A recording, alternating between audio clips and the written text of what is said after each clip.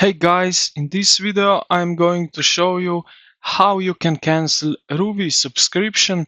So you must use the platform where you originally purchased this Rouvy app or subscription.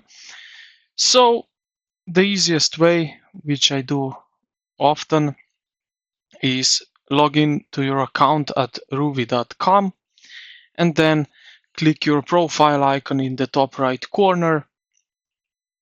Click on it. Sorry, just click on it and then select account and membership. And now this will open up. So new web account, new page, and here you will see your subscription, single monthly, next payment. It's in April. Then you can click here manage subscription, and now we have here single monthly. I have this one, and I have here change your plan or pause subscription or cancel subscription. So if I press cancel subscription, I will finish with the subscription. If I press pause the subscription for a period of time, I won't be charged.